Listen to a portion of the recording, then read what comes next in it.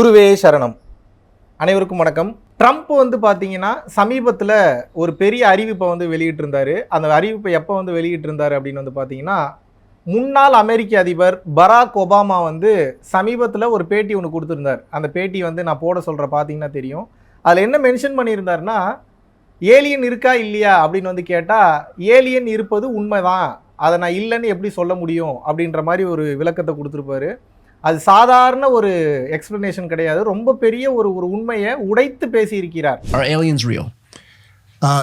They're real, but I haven't seen them, and they're not being kept in what is it? Area 51. Area 51. Obama said that aliens are real. Have you seen any evidence of non-human visitors to Earth? Well, he gave classified information. He's not supposed to be doing that. You know? So aliens are real. Well, I don't know if they're real or not. I can tell you, he gave classified information. He's not supposed to be doing that. He made a big mistake. இந்த interview வரதுக்கு முன்னாடியே, ரொம்ப நாளைக்கு முன்னாடியே, ரொம்ப மாதங்களுக்கு முன்னாடியே alien இருப்பது உண்மைதான் அப்படின்றத பற்றி நான் வந்து வீடியோ போட்டிருக்கேன். அதுபோக கிளாஸஸ்லேயும் வந்து சொல்லியிருக்கேன். ஸோ அதை ரீகன்ஃபார்ம் பண்ணுற மாதிரி ஒபாமா பேசின உடனே இப்போது இருக்கக்கூடிய அதிபர் ட்ரம்ப் வந்து பார்த்தீங்க அப்படின்னா, ஓகே, அவரும் வந்து பார்த்தீங்கன்னா ஒரு ஆள் வந்து கேட்குறாங்க, ஏலியன்ஸ் இருப்பது உண்மைதானா அப்படின்னு கேட்கும்போது, ஓகே, நான் வந்து செக்ரட்டரி ஆஃப் வார் அவர்களுக்கு வந்து நான் வந்து ஆர்டர் பண்ணுறேன், யூஎஃப்ஓ மற்றும் யூஏபி சம்பந்தமான ஃபைல்ஸ். யூஎஃப்ஓனா அன்ஐடென்டிஃபைடு ஃப்ளையிங் ஆப்ஜெக்ட், யூஏபி அப்படின்னா அன்ஐடென்டிஃபைடு அனாமலஸ் ஃபினோமினான்னு அர்த்தம். ஸோ கண்ணுக்கு தெரியாத அல்லது கண்ணுக்கு தெரிந்த, பெயரிட முடியாத, அது என்னன்னே கண்டுபிடிக்க முடியாத அதுக்கு சரியான ஒரு நேம் வந்து வைக்க முடியாது, அப்படிப்பட்ட பறக்கும் தட்டுக்களை பற்றி இருக்கக்கூடிய தகவல்களையும், ஏலியன்ஸை பற்றி, அதாவது வேற்றுக்கிரக வாசிகளை பற்றிய தகவல்களையும் மக்களுக்கு வெளிப்படையாக சொல்லுங்கன்னு சொல்லி ஒரு 2-3 மாதங்களுக்கு முன்னாடியே வந்து அனௌன்ஸ் பண்ணியிருந்தார். பட் அதுக்குண்டான டீட்டெயில்ஸ்லாம் கொஞ்சம் கொஞ்சமாக சேகரித்து ஆல்ரெடி இருந்த தகவல் எல்லாத்தையுமே வந்து பார்த்திங்கன்னா அமெரிக்கன் கவர்மெண்ட் இது நாள் வரைக்கும் வைத்திருந்த அந்த ரகசியங்களை இப்போ கொஞ்சம் கொஞ்சமாக வெளியிட தொடங்கி இருக்கிறார்கள். இப்போ சமீபத்தில் வந்து பார்த்தீங்கன்னா, இப்போது ஒரு 1 or 2 days முன்னாடி வந்து பார்த்தீங்கன்னா ஒரு சில ஃபைல்ஸ் வந்து ரிலீஸ் பண்ணியிருக்காங்க. அந்த ஃபைல்ஸ் எப்படிப்பட்ட ஃபைல்ஸ் அப்படின்னா, மிலிட்ரியால், அந்த நாட்டினுடைய மிலிட்ரி எந்த மாதிரியான ஒரு டிஃப்ரெண்ட்டான பறக்கும் தட்டுகளெல்லாம் வந்து பார்த்தாங்க அப்படின்ற அந்த டேட்டா, அப்புறம் இது நாள் வரைக்கும் பெயரிட முடியாத ஒரு சில ரேடார் பதிவுகள்னு ஒரு சில பதிவுகள் இருக்கும். அது ஏலியன்ஸாக இருக்கலாம், இல்லாட்டினா பறக்கும் தட்டுகளாக வந்து இருக்கலாம், யூஎஃப்ஓவாக இருக்கலாம், என்னவா வேணா இருக்கலாம். அந்த மாதிரி ஒரு வித்தியாசமான அமானுஷ்யமான அந்த தகவல்களை வந்து வெளியிட்டிருக்காங்க. அதுபோக நிறைய ரெக்கார்டிங்ஸ் இப்போது வந்து பார்த்திங்கன்னா ஊர் ஃபுல்லாக இருக்கக்கூடிய அமெரிக்காவை சார்ந்த பகுதியில் இருக்கக்கூடிய பீப்புள் அவங்களுடைய மொபைலில், அவங்களுடைய டெக்னாலஜியில், இல்லை கண்ணால் பார்த்தது, ஐ விட்னஸாக பார்த்தது, இந்த டேட்டாவெல்லாம் கொஞ்சம் கொஞ்சமாக ரிலீஸ் பண்ணிக்கிட்டே வராங்க. அப்போ நீங்கள் என்ன புரிஞ்சுக்கணும் அப்படின்னா, உலகமெங்கிலும் இப்போது பேசுபொருளாக இருக்கக்கூடிய விஷயம் ஏலியன்ஸ் இருப்பது உண்மையான்ற கேள்விக்கு ஏலியன்ஸ் இருப்பது உண்மைதான் எனக்கூடிய வகையில் இந்த உண்மைகளை வெளியிட்டு கொண்டே வருகிறார்கள். இதில் இன்னும் கொஞ்சம் ஆன்மீகம் சம்பந்தமாக இது நாள் வரைக்கும் டெக்னாலஜியால் சொல்ல முடியாத சில விஷயங்களை, ஞானம் நமக்கு கொடுத்த விஷயங்களை உங்களிடம் வந்து வெளிப்படையாக பகிர்ந்து கொள்ளலாம் என்று வந்து இருக்கிறேன். பொதுவாகவே டெக்னாலஜியில் மட்டும்தான் இந்த யூஎஃப்ஓ மற்றும் ஏலியன்ஸ்லாம் பதிவாகும்னு நீங்கள் நினைக்காதீங்க.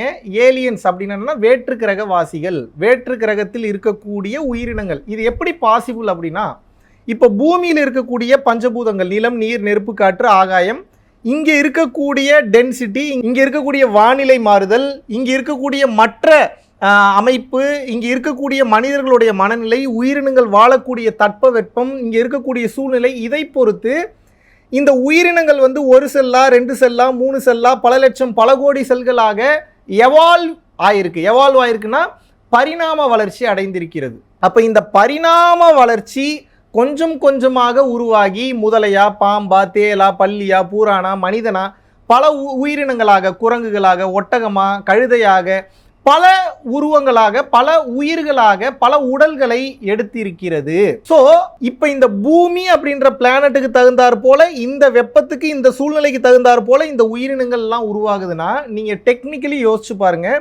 வேறு பிளானட்ஸில், வேறு கேலக்சியில், பால்வெளி அண்டம் போல மில்கி வே மாதிரி ஏகப்பட்ட அண்டங்கள் இருக்குது.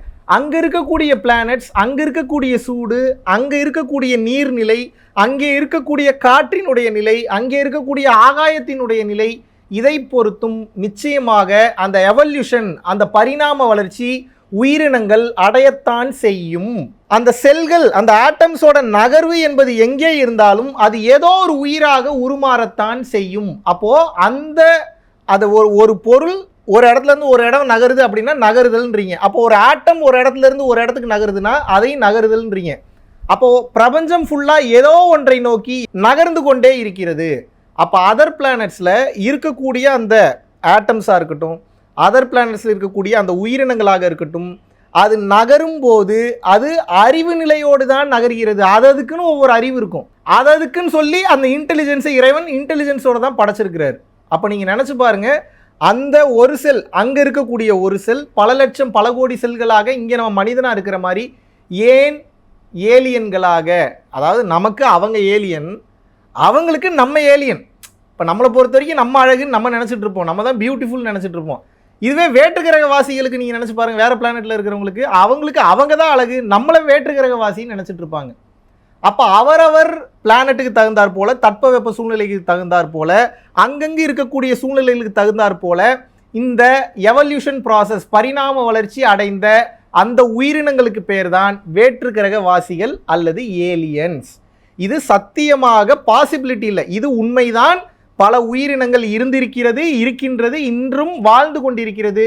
இங்கே எப்படி அறிவு நிலையில் அதிக அறிவு பெற்ற மனிதர்கள் இருக்காங்களோ, உலகத்தை ஆள்றாங்களோ, நாட்டை ஆள்றாங்களோ, டெக்னாலஜியில் பெரிய ஒரு நியூக்ளியர் பாம் கண்டுபிடிக்கிற அளவுக்கு ஒரு சயின்டிஸ்ட் இருக்காங்களோ, அதுபோல் வேற்றுக்கிரக வாசிகளுக்கும் ஒரு அறிவு இருக்கும். அதில் அறிவாளிகள் இருப்பாங்க, அதில் அறிவு நிலை முதிர்ச்சி பெற்றவங்க இருப்பாங்க, அதில் ஆன்மீக அனுபவம் பெற்றவங்க இருப்பாங்க, அதில் பார்த்தீங்கன்னா பிரபஞ்சத்தை பாதுகாக்கணுன்ற தன்மையில் இருப்பாங்க, தர்மத்தை பாதுகாக்கணுன்றது இருப்பாங்க, அதர்மத்தை சுக்குநூறாக்கணுன்ற கான்செப்டில் நிச்சயமாக அவங்க கம்யூனிகேஷனுக்கு தகுந்தாற் போல மக்கள் இருக்கத்தான் செய்கிறார்கள். அவர்களைத்தான் ஏலியன்கள் என்று கூறுகிறோம். இதில் பல வேற்றுக்கிரக வாசிகள் டெக்னாலஜியில் மிக உயர்ந்த நிலைக்கு போனதுக்கப்புறம், நம்ம நிறைய இங்கிலீஷ் மூவிஸ்லாம் பார்த்துருப்பீங்க. இப்போ கூட ப்ராஜெக்ட் ஹெயில் மேரின்னு சொல்லிட்டு ஒரு படம் வந்தது. நீங்கள் அதை பார்த்தீங்கன்னா ரொம்ப அற்புதமான ஒரு படம். இன்னொரு கிரகத்திலிருந்து வரக்கூடிய ஒரு ஏலியன் இங்கே இருக்கக்கூடிய மனிதனுடைய தொடர்பு கொண்டு, அப்புறம் அவங்க 2 பேருக்குள்ள ஃப்ரெண்ட்ஷிப் கிரியேட் ஆகி, அப்புறம் அவர் அந்த ஏலியனை காப்பாற்றி, அப்புறம் அந்த ஏலியன் பல ஏலியன்களை உருவாக்கி அந்த ஏலியன்ஸ்க்கெல்லாம் நம்ம நாலேஜை கொடுப்பார். இது பார்க்குறதுக்கு கதை போல தெரிந்தாலும் இது உண்மையாகவே நடந்து கொண்டிருக்கிறது நமக்கு தெரியவில்லை. நீங்கள் தயவு செய்து டைம் கிடச்சதுன்னா ப்ராஜெக்ட் ஹெயில் மேரி, அது மட்டும் இல்லாமல் டாக்டர் ஸ்ட்ரேஞ்சுன்னு ஒரு படம் இருக்குது, அது கம்பல்சரி பாருங்கள். ஃபஸ்ட்டு பார்ட் பார்த்தீங்கன்னா தெரியும். அந்த டாக்டர் பார்த்தீங்கன்னா, அந்த ப்ரொஃபஸர் பார்த்தீங்கன்னா ஒரு சக்தி பெற்ற ஒரு ஆளாக ஒரு சில பயிற்சிகள்லாம் பண்ணும்போது மாறிடுறாரு. சினிமேட்டிக்காக சில விஷயங்கள் இருந்தாலும் அதில் ஒரு சில சீன்ஸ்லாம் நீங்கள் நோட் பண்ணணும். டக்குன்னு ஒரு சில போர்ட்டல்ஸ்லாம் ஆன் தி ஸ்பாட்டில் கிரியேட் பண்ணுவார்.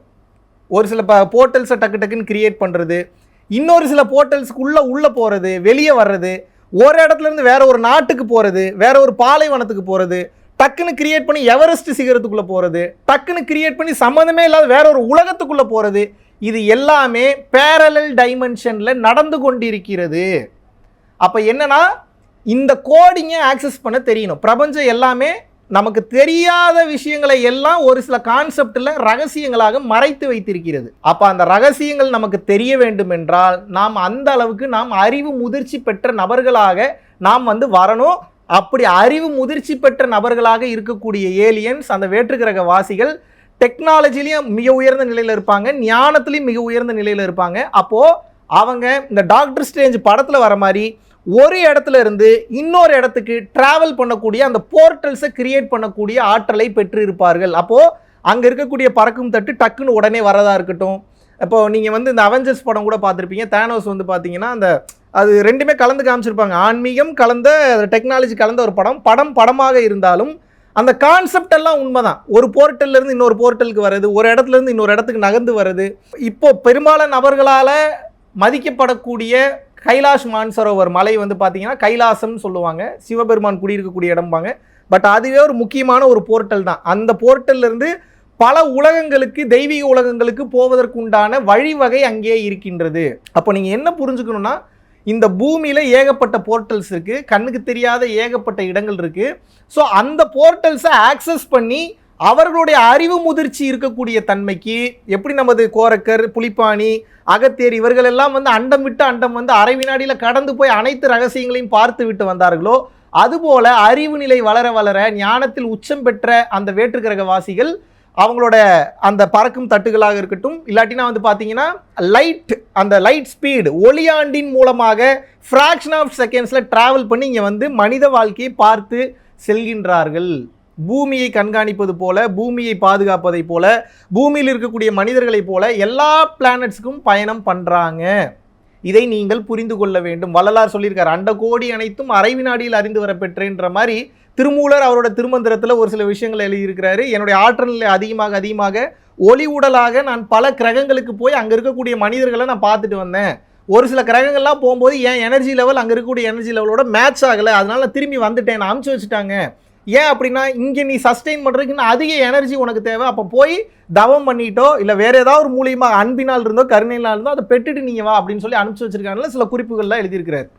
அப்போ நீங்கள் என்ன புரிஞ்சுக்கணுன்னா, ஏலியன்கள் இருப்பது உண்மைதான், அது வேலையை பார்த்துட்டு இருக்கு. அது வந்ததுன்னா பூமியை அழிக்கக்கூடிய மனநிலையில் வராது. அப்போ எல்லா ஏலியன்களும் நல்லது, எல்லா ஏலியன்களும் கெட்டதுன்னு நம்ம சொல்ல முடியாது. மனிதர்களில் நல்லது கெட்டது எல்லாமே இருக்கிறது போல ஏலியன்களிலும் நல்லது கெட்டது இருக்குது. கெட்டது அழிக்கணுன்ற எண்ணத்தோடு வரும்போது நல்லது பாதுகாக்கிறதுக்கு வந்து நம்மை பாதுகாக்கத்தான் செய்யும். இன்னொரு பெரிய ரகசியத்தையும் இந்த வீடியோவில் சொல்லணும்னு நினைக்கிறேன். பல ஏலியன்கள் மனித ரூபத்தில் இங்கே வாழ்ந்து கொண்டிருக்கிறார்கள். நல்லவங்களும் இருக்காங்க, கெட்டவங்களும் இருக்காங்க. இதை நீங்கள் நல்லா புரிஞ்சுக்கணும். பல பிளானட்ஸ்ல இருந்து வந்த ஏலியன்ஸ் பல ரூபங்களில் மனிதர்களோடு மனிதர்களாக இங்கே வாழ்ந்து கொண்டிருக்கிறது, கண்காணித்து கொண்டிருக்கிறது. எல்லாத்துக்கும் தயவு செஞ்சு ப்ரூஃப் கேட்காதீங்க. நீ சும்மா இஷ்டத்துக்கு வாய்க்கு வந்ததை பேசாதரா, ப்ரூஃப் கொடுன்னா காத்து இருக்கிறதுக்கு எப்படி நம்ம ப்ரூஃப் கொடுக்க முடியும்? கண்ணால் ப்ரூஃப் கொடுக்க முடியுமா?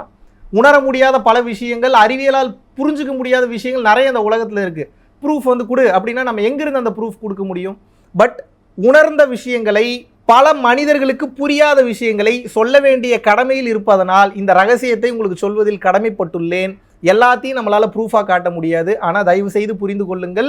நிச்சயமாக வேற்றுக்கிரகவாசிகள் மனித ரூபத்தில் மனிதர்களை பாதுகாப்பதற்காகவும் மனிதர்களை அழிப்பதற்காகவும் இங்கே வாழ்ந்து கொண்டிருக்கிறார்கள். அழிப்பவர்கள் முன்னே வரும்போது பாதுகாப்பவர்கள் முன்னாடி வந்து நிச்சயமாக மனிதர்களையும் பூமியும் பாதுகாக்கின்றனர். இது சத்தியமான உண்மை. பல வேற்றுக்கிரகவாசிகள் பறக்கும் தட்டின் வழியாக வந்து பயணம் பண்ணி டிராவல் பண்ணி போயிடுறாங்க. இன்னும் சில வேற்றுக்கிரகவாசிகள் பயணம் பண்ணிட்டு திரும்ப போக மனம் இல்லாமல் இங்கேயே வாழ்ந்து கொண்டிருக்கிறார்கள் இந்த பூமியை பாதுகாப்பதற்காக, இந்த பூமி பிடித்து விட்டதன் காரணமாக.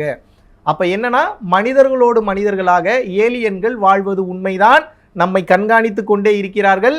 இங்கே இருக்கக்கூடிய தட்பவெப்பம் சூழ்நிலைகளுக்கு தகுந்தாற் போல தங்கள் உடலை மாற்றிக்கொள்கிறார்கள். அனைத்து ஏலியன்களும் இங்கேயே இருக்க வேண்டும் என்ற அவசியம் இல்லை. அனைத்து ஏலியன்களும் நம்ம பிளானட்டை விட்டு வேறு பிளானட்டில் இருக்கணுன்ற அவசியம் இல்லை. எல்லாமே ட்ராவல் பண்ணிகிட்டு இருக்கு.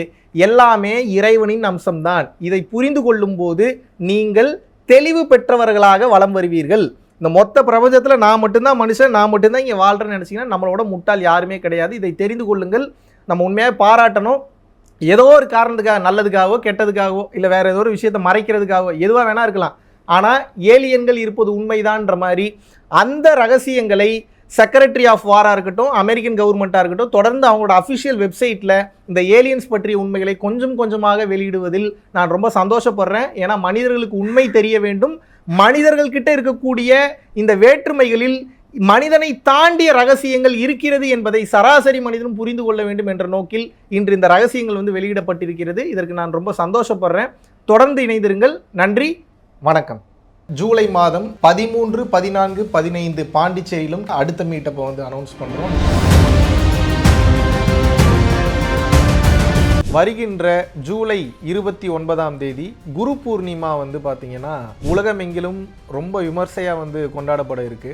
நார்மல் டைமில் நம்ம பண்ணுற அந்த சக்தியை விட பௌர்ணமி டைமில் 1000 மடங்கு அதிகப்படியான ரிட்டர்ன்ஸ் நமக்கு கிடைக்கும். பல குருமார்களுடைய மொத்த ஆற்றலும் மொத்தமாக வேலை செய்யக்கூடிய நாள் என்னன்னு வந்து பார்த்தீங்கன்னா குரு பூர்ணிமா, அதாவது குரு பௌர்ணமி. தாராளமாக ஆன்லைனில் வந்து நீங்கள் வந்து கலந்து கொள்ளலாம். அதை தொடர்ந்து ஆகஸ்ட் மாதம் 23ஆம் தேதியிலிருந்து 29ஆம் தேதி வரைக்கும் 7 நாட்கள் வந்து பார்த்தீங்கன்னா பூட்டானில் வந்து ஒரு அற்புதமான ஒரு ஸ்பிரிச்சுவல் யாத்திரையை வந்து மேற்கொள்ள இருக்கிறோம். டெக்னாலஜிக்கு முக்கியத்துவம் கொடுக்காம மக்களினுடைய வாழ்க்கைக்கும் பிறவியில்லா பெருவாழ்விற்கும் முக்கியத்துவம் கொடுத்து போகக்கூடிய மிகவும் வளமான அற்புதமான சக்தி மிக்க ஒரு நாடு. இந்திய குடிமகன்களுக்கு பாஸ்போர்ட் என்பது அவசியம் கிடையாது. ஓட்டர் ஐடி இருந்தால் மட்டும் போதும். கீழே உள்ள கான்டாக்ட் நம்பர் கான்டாக்ட் பண்ணியும் www.paramporulfoundation.in அப்படின்ற வெப்சைட்டில் போயும் உங்களது பெயரை வந்து முன்பதிவு செய்து கொள்ளலாம். பரம்பொருள் அறக்கட்டளை நடத்துகின்ற தினசரி அன்னதானம் மற்றும் இதர நற்காரியங்களுக்கு நீங்கள் உங்களது பங்களிப்பை தாராளமாக செலுத்தலாம். இதனால் என்னென்ன பலன்கள் கிடைக்கும் என்றால், தரித்திர தோஷம் விலகுகின்றது, அன்னக்குறைவு தோஷம், பித்ரு தோஷம், கர்ம தோஷம், பாவதோஷம் மற்றும் கிரகங்களினால் ஏற்படக்கூடிய தோஷங்களின் தீவிரமும் குறைகின்றது. மனக்குழப்பம் மற்றும் எதிர்மறை எண்ணங்கள் விலகுகின்றது. குடும்ப கலகங்கள், தொழில் தடைகள், பணத்தடை, கல்வித்தடை, திருமணத்தடை, சந்தானத்தடை, நோய் தொடர்பான கர்மபாரம் முற்றிலும் வந்து தீருகின்றது. ஆகையினால் இந்த பரம்பொருள் அறக்கட்டளை நடத்துகின்ற எல்லா விதமான நற்காரியங்களிலும் உங்களது பங்களிப்பை வந்து செலுத்துவதற்கு கீழே கொடுக்கப்பட்டுள்ள வங்கி கணக்கிற்கு தாராளமாக நீங்கள் வந்து பணம் அனுப்பலாம். நன்றி, வணக்கம்.